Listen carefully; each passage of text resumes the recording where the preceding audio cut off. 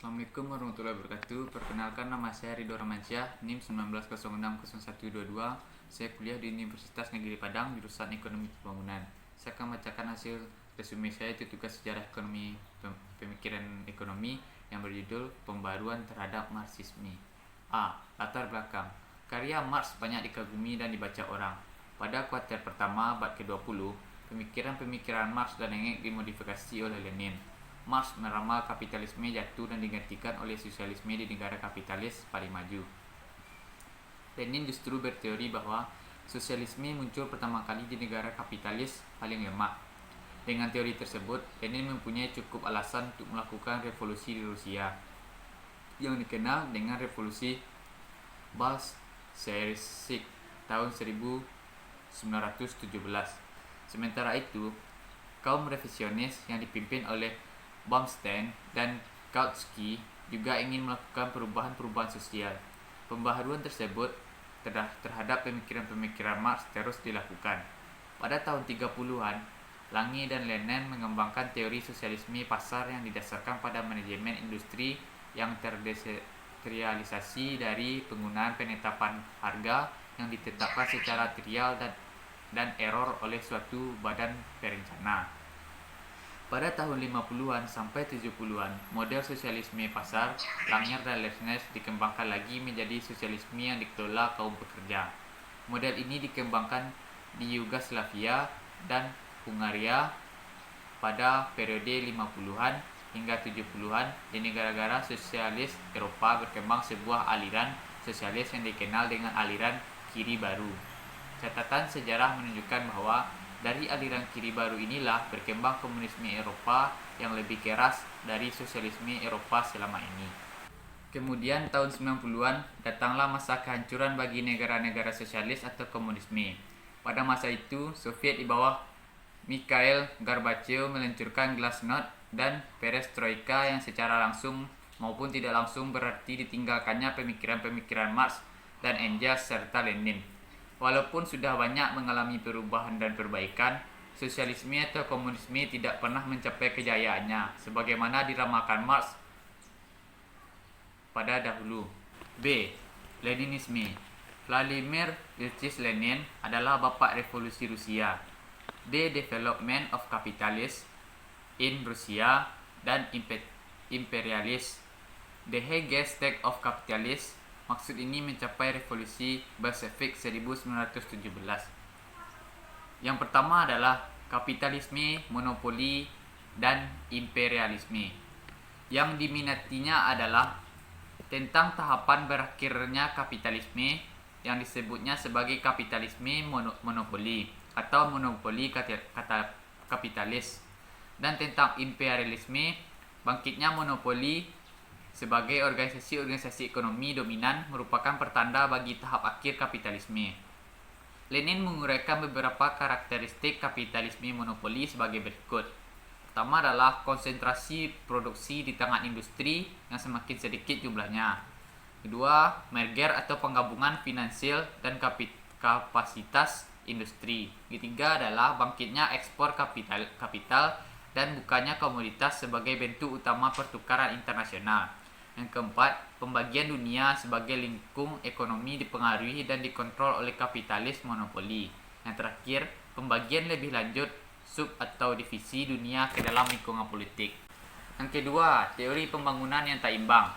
Teori pembangunan yang tak imbang adalah batu loncatan analisis Lenin terhadap tokus atau tempat kejadian revolusi proletariat. Konflik militer dan perperangan akan memperlemah kekuatan negara-negara imperialis. Melemahnya kekuatan negara-negara jajahan bangkit melawan negara agresor kapitalis tadi.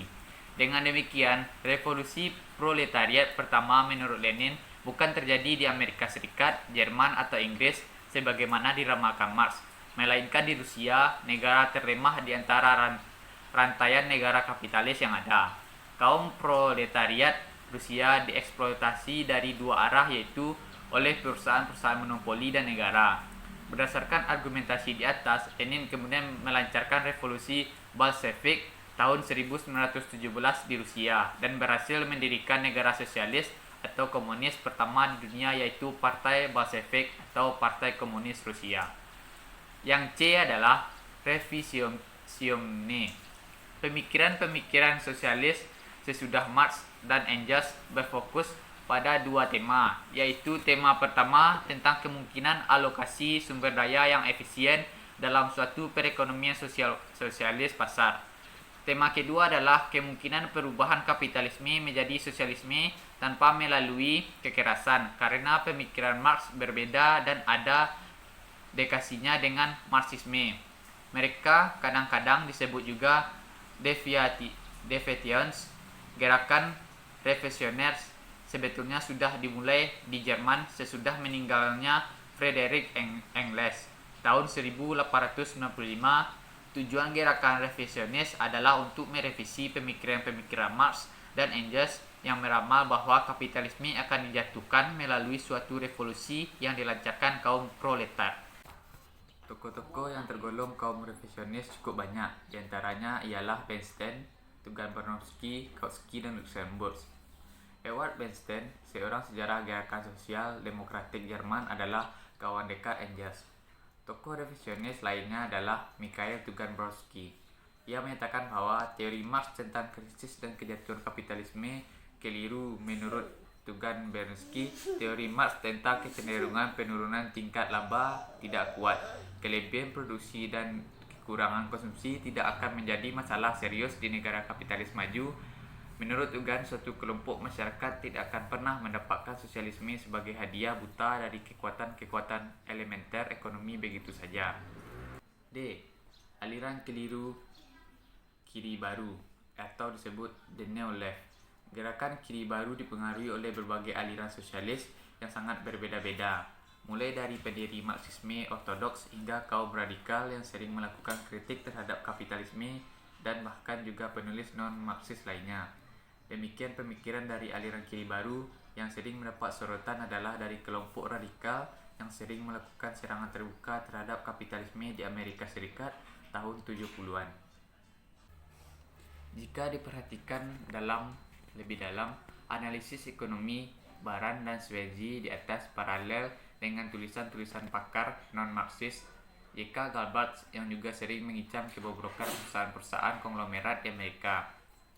Kaum radikal pada umumnya cenderung lebih menyukai gagasan industrialisasi, administrasi, dan sosialisme pasar. 1. Setuju dan tidak setuju. Terdapat persamaan dan perbedaan antara kubu kiri baru dan kubu Marxis ortodoks. Perbedaan yang paling mencolok antara kaum kiri baru dengan Marxisme ortodoks adalah tentang tidak terelakkannya sosialisme.